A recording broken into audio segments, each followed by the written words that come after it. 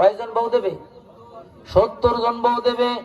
আফাকিহাতিম মিম্মা ইয়াতাখায়্যারুন, আমি তোমাদেরকে ফল খাওয়াবো, সুন্দর ফল খাওয়াবো। ওয়ালাহামি তায়রিম মিম্মা ইয়াশতাহুন,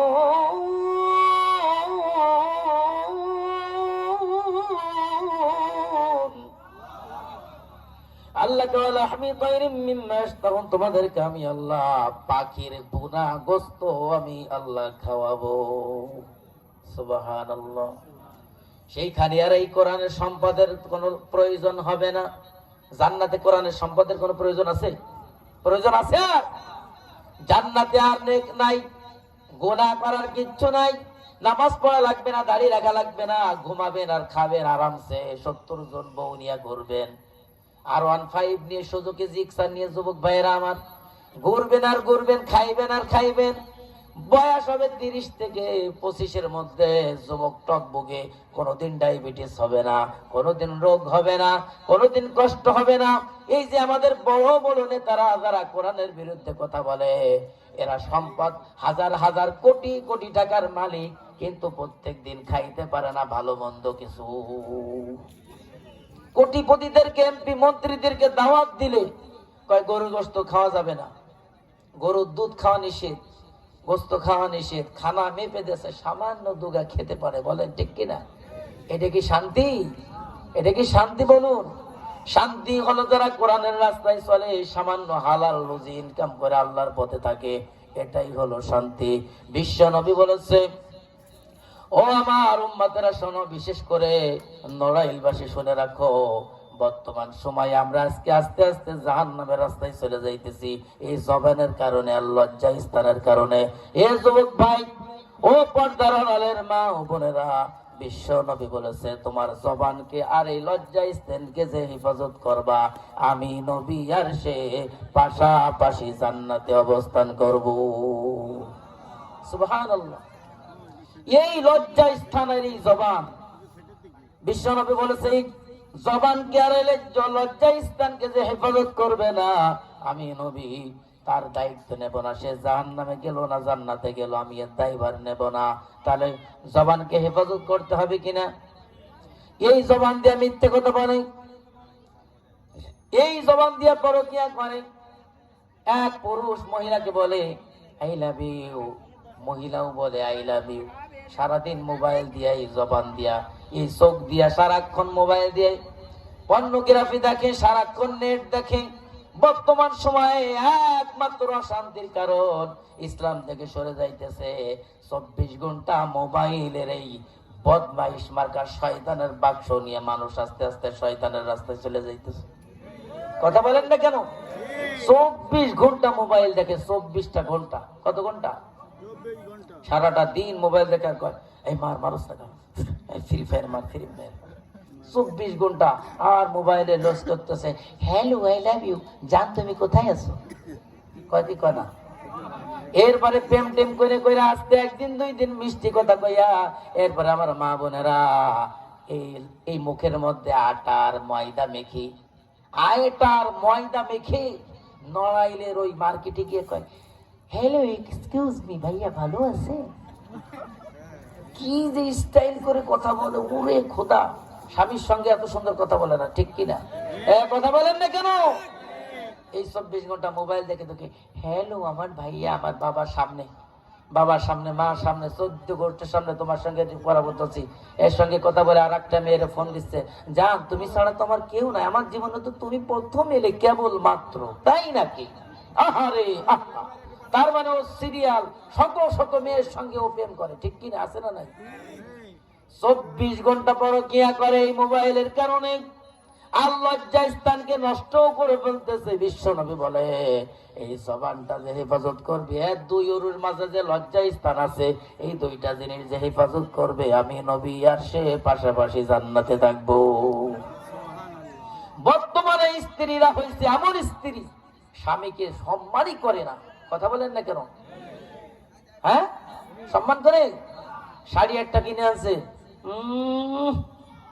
মানসির স্বামীরা এত সুন্দর সুন্দর শাড়ি দেয়, দামি দামি 10,000 20,000 টাকার শাড়ি। আল্লাহ বনা বনার বাচ্চার ঘর করতে এসে জীবনে একখান ভালো দামের শাড়ি পালাম না, আছে না নাই? সারা জীবন নাই নাই নাই, তুমি আমার জীবনে কি দেছো, এই নাই সেই নাই, আবি যাবি দুনিয়ার। আর এমনও শয়তান মার্কার স্বামী আছে, খালি বোনদেরকে বলতেছি না, স্বামীদেরকেও বলতেছি, যা রান্ধে কিচ্ছু ভালো লাগে না, মজা লাগলেও তোর বাপের বাড়িতে লবণ ছিল না, হ্যাঁ গোস্ত রাঁধছে সুন্দর মজা হয়েছে, আরে হলুদ আর কি ছিল না ঘরে, তোর বাপের বাড়িতে হলুদ আনতে পারস না, এই খারাপ গালাগালি করে, আছে না নাই? এই যে ডুমতলার বিলের মধ্যে গরু নিয়ে সারাদিন আইলেন নড়ি দিয়া, যে আইলেন নড়ি দিয়া গরু পিটাই আসছে, দুপুরের খানা দিতে দেরি হয়ে গেলে এক আইলেন নড়ি দিয়ে বউরে পিটাই, আছে না নাই? আছে না নাই? এক মহিলা স্বামী গেছে ওয়াজ শুনতে, এই যে আপনারা ওয়াজ শুনতে আসছেন না, ওয়াজ শুনতে এসে মনে করে পীর সাহেব হয়ে গেছে, হুজুরের বয়ান শুনে পাগল হয়ে গেছে। হুজুর বলছে যে স্বামীকে সবসময় ভালোবাসতে হবে, স্বামীকে স্ত্রীকে সবসময় সম্মান দিয়ে কথা বলতে হবে, স্ত্রীকে সবসময় সম্মান দিয়ে কথা বলতে হবে, স্ত্রীকে ভালোবাসতে হবে, তা স্ত্রীর প্রশংসা করতে হবে। এখন স্বামী হুজুরের কথা শুনে ভালো হয়ে বাসায় গেছে, বাসায় গিয়ে বলতেছে আসসালামু আলাইকুম ওয়া রাহমাতুল্লাহ, প্রাণের স্ত্রী আমার, আই লাভ ইউ, কেমন আছো? তখন রাত বাজে 1টা, বোর তো মেজাজ খারাপ, লাঠি একখান নিয়ে বসে রয়েছে, মুগুর মাখা লাঠি। শয়তান সারা দিন বাড়ি আসে প্রত্যেকদিন 1টা 2টার সময়, আজকে হয়তো রাইলের নড়িতে পিটাইতে পিটাইতে ফাটাই ফেলাই দেবারে, এত রাত করে আসছো। এখন খেতে দেছে, মেজাজ গরম, লম্বা সালাম দেছে, মেজাজ গরম হয়ে গেছে, সালাম দেছে এত রাত্রি আইসা, সালাম টালাম দিয়ে খেতে বসছে, খেতে বসে এখন প্রশংসা করতেছে, আল্লাহু আকবার, আলহামদুলিল্লাহ, আমার প্রাণের স্ত্রীর হাতের রান্না আমি মান্না সালওয়া খাইতেছি, কি মজা যে লাগতেছে। আর স্ত্রীর মিজাজ গরম হয়ে আগুনে ফাইটে যাইতেছে, কিরে আমি সারা জীবন আমার স্বামীকে আমি এতদিন রান্না করে খাওয়াইলাম, কোনোদিন এতদিন আমার রান্নার প্রশংসা করলো না, আজকে পাশের বাড়ির সুন্দরী বাবির কাছে একটু তরকারি এনেছি, সেই তরকারি আমার স্বামীর সামনে দিছি, আর স্বামী খেয়ে আমার সেই মহিলার প্রশংসা করতেছে। তারপরে মেজাজ খারাপে লাঠি নিয়ে দাবড় শুরু করে দিচ্ছে, লাঠির দাবড় খেয়ে কয় কি বাবা তুমি আমাকে দাবড়াচ্ছ কেন, আমি তোমার প্রশংসা করলাম, তুমি আজকে প্রশংসা করতেছো, পাশের বাড়ির বাবির সাথে কি সম্পর্ক তোমার বলতে হবে, আছে না নাই? আছে না নাই? আহারে স্বামী আর স্ত্রী যে এত সমস্যা হয়ে গেছে, আরে ভাই অত যে ঝামেলা। কয় হুজুর মদ খাওয়ার কথা কোরআন শরীফে আছে, গাঁজা খাওয়ার কথা কোরআন শরীফে আছে, বিড়ি সিগারেট আপনাদের কারণে খাইতে পারি না, এগুলো তো কোরআন শরীফের মধ্যে আছে। আমি কোথায় আছে? হুজুর গাঁজা খাওয়ার কথা তো ছোটবেলায় সেই আনাকুম বানাকুমের কায়দা পড়েই পাইছি, আমি কোথায়? আল্লাহর কোরআনের এই কায়দার মধ্যে আল্লাহ কইছে গাইন যাবর গা, জাল যাবর যা, গাজা খা যাবর খা, গাজা খা। তাই হুজুর সেদিন থেকে গাঁজা খাই, নিয়ত করছে আর কোনোদিন ছাড়বো না গাঁজা। আমাকে শালার শয়তান গাঁজা খাওয়ার ফতোয়া দিতে পারো, আমরা কি ফতোয়া জানি না? কয় হুজুর আপনি আবার কোত্থেকে ফতোয়া দিবেন? আমি কি ওইখানে আল্লাহ কইছে গয়ন পেশ গু খা যাবর খা, গু খা, আছে না নাই? আহারে হুজুরদেরকে দেখলে টল করে, সহ্যই করতে পারে না, যত হাবিজাবি ফতোয়া নিজের পক্ষে নেয়, আছে না নাই?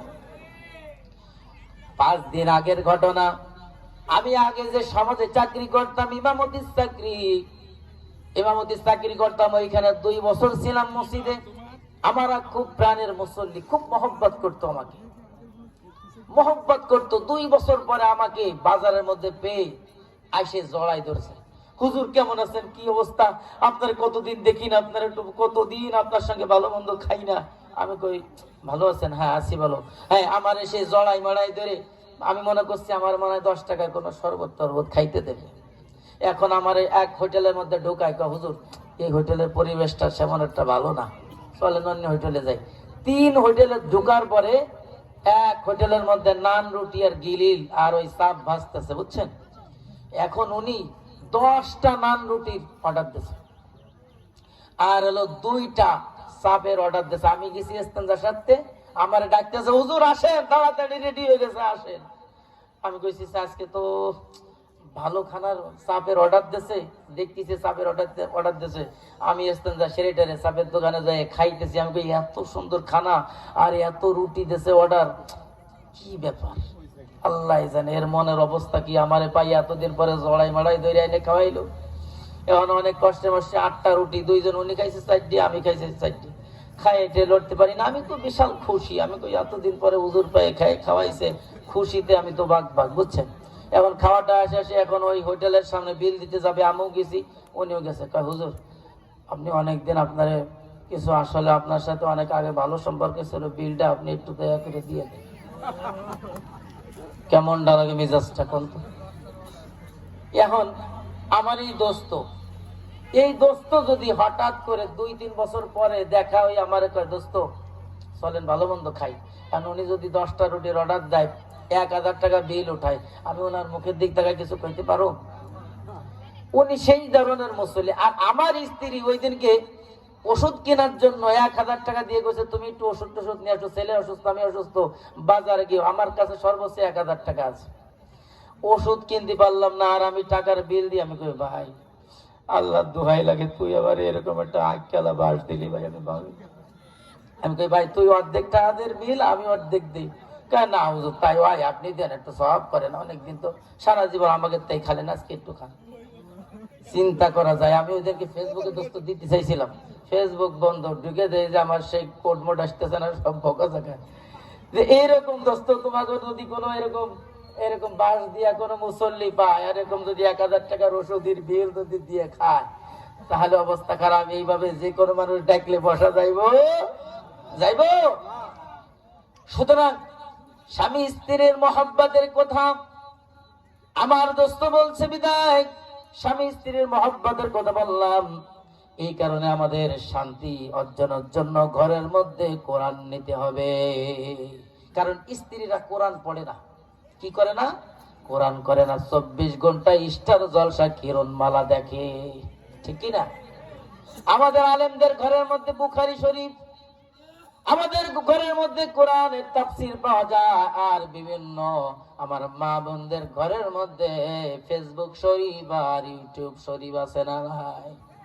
24 ঘন্টা স্টার জলসার কিরণমালা দেখে, আর ওইটা দেখে দেখে যা দেখে ওইগুলা স্বামীর সঙ্গে খারাপ ব্যবহার করে, ঠিক কিনা? স্বামীর সঙ্গে খারাপ ব্যবহার করবেন না আমার মা বোনেরা। 5 ওয়াক্ত নামাজ পড়বেন, পর্দা করবেন এবং চক্ষু ঢেকে রাখবেন। আর আল্লাহ নবীজি বলেছে যে এই চক্ষু যে হেফাজত করবে না, চোখের মধ্যে হাসরের ময়দানে গরম সীসা ঢুকাই দেবে, বলি নাউজুবিল্লাহ। এই কারণে স্বামী স্ত্রীকে সম্মান করবে, স্ত্রী স্বামীকে সম্মান করবে। আপনারা রাজি আছেন? আচ্ছা কাদের বউ আছে একটু হাত উঁচু করেন তো। বেটা তুই হাত উঁচু করছিস, তুই বিয়ে করছিস? হ্যাঁ বেটা বয়স হলো মানে 10 বছর হবে না, ও হাত উঁচু করছে, যাক বোঝে নাই। আচ্ছা যাই হোক, আমার বাবাজির, আমার প্রাণের মহব্বতের মানুষেরা, আচ্ছা যাদের বউ বাসায় আছে এরা কি বাড়ি গিয়ে আই লাভ ইউ বলতে পারবেন? আই লাভ ইউ বলতে পারবেন? কারা কারা বলতে পারবেন আই লাভ ইউ? একটু হাত উঁচু করেন তো। দেখছো অবস্থাটা কি? কাগের নিয়ে আওয়াজ করতেছি। আই লাভ ইউ বললে কি, বউকে আই লাভ ইউ বললে কি পাপ হইব? গুনাহ হইব? আচ্ছা যাই হোক, আমার মা বোনদের মধ্যে থেকে দেখতে চাই, মা বোনদের মধ্যে কে আছেন আমার মা? আজকে ঘরের মধ্যে আপনার স্বামীটা ওয়াজ শুনে যাওয়ার সঙ্গে সঙ্গে দরজা খুলে আসসালামু আলাইকুম, স্বামী ভালো আছেন, যদি আগে আগে সালাম দিতে পারেন আপনার জন্য আগে আগে আল্লাহ জান্নাত দিবে। আমি দেখবো যে আজকে বাড়িতে গিয়ে আপনারা আগে আগে সালাম দেন নাকি আমার মা বোনেরা সালাম দেয়, কথা বলেন ঠিক কিনা? এই যে আমার মা বোনেরা, কার জানি মা নাই, কার জানি বাবা নাই। আমার বন্ধু বলতেছে একটু কালেকশন করার কথা। প্রধান বক্তা, দ্বিতীয় বক্তা কালেকশন করে গেছে, প্রধান বক্তা কালেকশন বেশিরভাগ করে না, কথা বলেন ঠিক কিনা? এই কারণে আমি আপনাদের কাছে একটু হাত জোর করে বলি, আপনারা ইসলামের জন্য, কোরআনের জন্য এই যে মাহফিল সাজিয়েছে, এই যে লাইট প্যান্ডেলের ব্যবস্থা করা হয়েছে, মাইকের ব্যবস্থা করা হয়েছে, টাকা খরচ হয়েছে কিনা? হয়েছে কিনা? আল্লাহ পাক রব্বুল আলামিন নবীজির কাছে ফেরে সাহাবা একরাম জিজ্ঞাসা করলেন, ইয়া রাসূলুল্লাহ, ইয়া হাবিবাল্লাহ, সবচাইতে শক্ত জিনিস কি? নবীজি বললেন, সবচাইতে শক্ত জিনিস হলো পাহাড়। শক্ত জিনিস কি? পাহাড়। সাহাবা একরাম বললেন, ইয়া রাসূলুল্লাহ, এর থেকে শক্ত জিনিস কিছু আছে নাকি? বলে, আছে আছে, এর থেকে শক্ত হলো লোহা। বলে, লোহা যদি পাহাড়ের উপরে আঘাত করে তাহলে পাহাড় ভেঙ্গে ভেঙ্গে খান হয়ে যায়। কথা কোন ঠিক কিনা? আবার বললেন, ইয়া রাসূলুল্লাহ, লোহার থেকে শক্ত কিছু আছে নাকি? বলে, আছে। বলে, সেটা কি? বলে, লোহার থেকে শক্ত হলো আগুন। আগুন যদি লোহার কাছে ধরা হয়, আগুন আস্তে আস্তে নরম হয়ে পানি হয়ে যায়। ঠিক কিনা? আবার বললেন, ইয়া রাসূলুল্লাহ, আগুনের থেকে শক্ত কিছু আছে নাকি? বলে, আছে। বলে, কি? বলে, আগুনের থেকে শক্ত হলো পানি। কি? আগুনের থেকে শক্ত হলো পানি। পানি যদি আগুনের উপরে ছেড়ে দেওয়া হয়, পানি নিমিষেই বন্ধ হয়ে যায়, নিভে যায়। আগুন নিভে যায় পানির কারণে। নবীজিকে আবার বলা হলো, ইয়া রাসূলুল্লাহ, এর থেকে শক্ত কিছু আছে নাকি? নবীজি বললেন, এর থেকে শক্ত হলো দান সদকা। যারা দান করবে দুনিয়া